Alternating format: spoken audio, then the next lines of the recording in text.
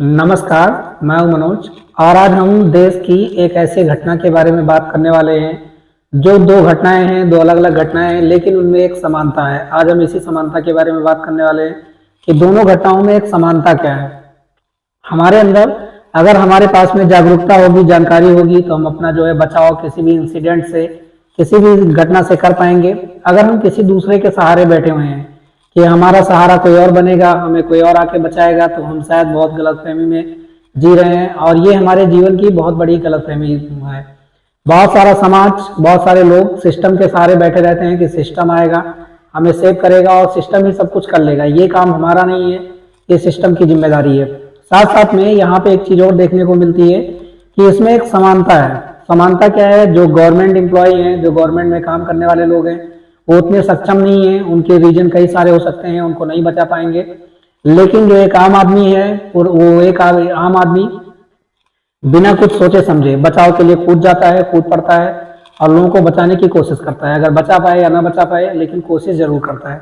आज एक ऐसे इंसिडेंट्स के बारे में बात करने वाले। एक घटना है नोएडा की।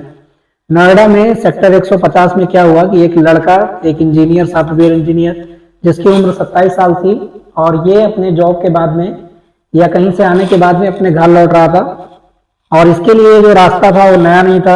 इस रास्ते पे डेली ये अप डाउन करता था, सुबह जाता था, शाम को आता था और इसका घर भी यहीं पे था और ये एक गड्ढे में गिर गया। अब ये जो गड्ढा था, ये गड्ढा कोई नेचुरल गड्ढा नहीं था, कोई तालाब नहीं था, कोई नदी नहीं थी या कोई नेचर के बनाया जो गड्ढा नहीं था। ये गड्ढा था बिल्डर के द्वारा सड़क के किनारे जो है खुदाई की गई थी, एक बिल्डिंग बन रही थी, लेकिन किसी कारणवश जो है ये रुक गया था, काम रुक गया था और इसमें पानी भर गया था। इसकी जो गहराई थी वो लगभग 20 से 25 फीट के आसपास में लोग अनुमानता जो है मीडिया वाले बता रहे हैं कि इतनी गहराई थी। इसमें गिरा, गिरने के बाद में जब इसकी गाड़ी नीचे गिरी तो गिरने के बाद में ये अपने गाड़ी से कोशिश करके इसने बचने की पूरी कोशिश की, थोड़ी कोशिश की और ऊपर आ गया। एक छत पे आके, गाड़ी के छत पे आके बैठ गया और वहां से इसने अपने सबसे पहले अपने पिताजी को फोन किया कि पापा मेरी गाड़ी जो है खाई में गिर गई है और आप मुझे बचा लीजिए और मैं डूब जाऊंगा, मैं मर जाऊंगा क्योंकि मुझे तैरना नहीं आता। इस लड़के ने तैरना नहीं सीखा था। इससे हमें ये सीख लेनी चाहिए कि हमें जीवन में जो बच्चे होते हैं, जब स्कूल जाते हैं या बड़े लोग हैं, बहुत सारे लोग तैराकी सीखते हैं। तैराकी इसलिए सीखते हैं कि शौकिया बस। कभी भी किसी काम को आप शौक बस मत सीखिए, उसमें अपना कैरियर बनाने के लिए मत सीखिए, बल्कि कम से कम इसलिए तो सीखिए कि जब भी आपकी ऐसी परिस्थितियों में जान जोखिम में होगी, आप किसी गड्ढे में पड़े होंगे और आपको तैरने की जरूरत होगी, तो आप तैर कर जो है बाहर निकल पाएंगे। अभी जो जितने भी मॉडर्न स्कूल हैं वहां पे देखा जाता है कि वहां पे स्विमिंग पूल है और इन्हें तैराकी सिखाई जाती है। ये भी लड़का, ये सॉफ्टवेयर इंजीनियर जो है एक अच्छे परिवार से था, ठीक ठाक परिवार से था और हो सकता है कि इसके भी स्कूल में अगर पता किया जाए जहाँ पे पढ़ा होगा वहां पे हो सकता है स्विमिंग पूल रहा हो और इसको स्विमिंग की क्लासें दी गई हो, लेकिन इसको तैरना नहीं आता था, तैर नहीं पाया। इसके पिताजी ने प्रशासन को फोन किया, प्रशासन के सारे लोग आए और आने के बाद में किनारे खड़े रहे, लोग अलग अलग बातें बताते रहे और लगभग 90 मिनट इसकी गाड़ी गिरने के बाद में ये 90 मिनट तक जिंदा रहा, नहीं डूबा और इतने देर तक लोग इंतजार करते रहे। क्रेन भी आई और फायर वाले भी आए, फायर ब्रिगेड वाले भी आए और वो लोग इस गड्ढे में उतरने के लिए तैयार नहीं थे। उनका कहना था कि इसमें सरिया होगा, मालूम नहीं है कि नहीं है, ये बात अलग है, लेकिन वो बोल रहे हैं कि इस गड्ढे में सरिया होगा और इसमें वो लोग नहीं उतरे। हमारे पास रस्सी छोटी है, इतनी बड़ी रस्सी नहीं है। तो ऐसे प्रशासन का क्या फायदा जिनके पास रस्सियां नहीं है, एक्सेसरीज नहीं है और वो लोगों को जानकारी मिलने के बाद में भी बचा नहीं सकते हैं।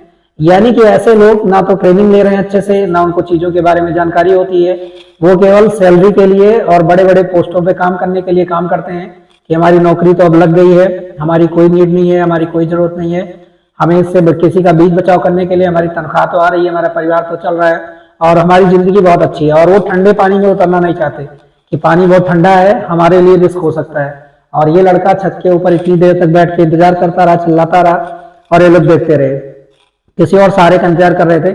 मेरा मानना है कि अगर यहाँ की लेडीज को इन्फॉर्म किया जाता, जो औरतें थी आसपास की रहने वाली, बहरहाल नोएडा में रहने वाली औरतों के पास साड़ियाँ तो नहीं, उतनी नहीं होंगी, लेकिन इतनी जरूर होगी क्योंकि भारत में पार्टी वेयर में जाने के लिए भी साड़ी का इस्तेमाल होता है। अगर वो अपनी साड़ियाँ लेके पहुंचती और उसमें गांठ लगाई जाती और गांठ उसमें फेंका जाता तो शायद उसको खींचा जा सकता था, आराम से बाहर निकाला जा सकता था, इसको इजीली निकाला जा सकता, लेकिन नहीं निकाल पाए। यहाँ जो सबसे खास बात थी कि इतने बहाने बनाने के बाद में, क्रेन अवेलेबल होने के बाद में एक लड़का, एक आम लड़का जिसको तैरना उतने अच्छे से नहीं आता था, और वो डिलीवरी बॉय था, डिलीवरी करता था, और वो इसमें कूदने के लिए तैयार हो गया। कूदा कूदा तो बचाने के लिए तैयार हो गया, लेकिन तब तक बहुत देर हो चुकी थी और ये गाड़ी इसमें डूब गई और इसकी मौत हो गई। वो डिलीवरी बॉय एक आम आदमी था, उसके पास कोई ट्रेनिंग नहीं थी, कोई पढ़ाई लिखाई नहीं थी, लेकिन उसने ये हिम्मत जुटाई।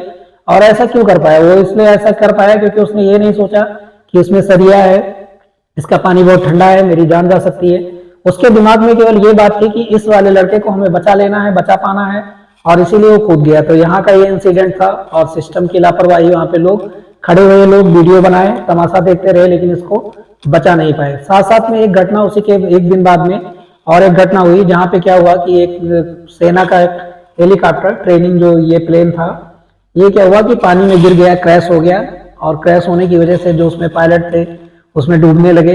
और यहाँ पे भी जो इसकी टीम थी, टीम तो आई, उनको बुलाया गया और एक बड़ा धमाका हुआ। लेकिन यहाँ पे भी एक कॉमन चीज देखने को मिली, और वो कॉमन चीज क्या थी कि एक आम आदमी लोग, जो वहाँ के आम आदमी लोग थे, उन्होंने अपने कपड़े उतारे और पानी में उतर गए, बिना सोचे समझे कि पानी कितना गहरा होगा, इसकी गहराई कितनी है, या पानी ठंडा है, और ये भी सर्दी का ही मौसम था, पानी कितना ठंडा है। तो आम लोग किसी को बचाने के लिए पानी में कूद जा रहे हैं, लेकिन जो ट्रेन पर्सन है वो बहुत सारे नियम कानून बताते हैं कि इसमें ऐसा हो जाएगा, ऐसा हो जाएगा, और वो पानी में नहीं कूद पाएंगे। तो हमें इस वाली घटनाओं से ये सीखना चाहिए कि कभी भी अगर हमारी जान खतरे में है तो दूसरे का सहारा ना लेके हमें अपने आप में इतना डेवलप होना चाहिए और अपने आप में इतना सक्षम होना चाहिए। वैसे हर आदमी हर चीज में सक्षम नहीं हो सकता, लेकिन अगर आप दूसरे के सहारे रहेंगे, दूसरे के सहारों पे बैठेंगे और ये सोचेंगे कि सिस्टम हमें बचाएगा, दूसरे लोग हमारा सहारा बनेंगे, तो ये आप बहुत बड़ी गलतफहमी में जी रहे हैं और आने वाले दिनों में आपके लिए खतरा हो सकता है। आज के लिए इतना ही, मिलेंगे अगले वीडियो में एक नए टॉपिक के साथ में, तब तक के लिए जय हिंद।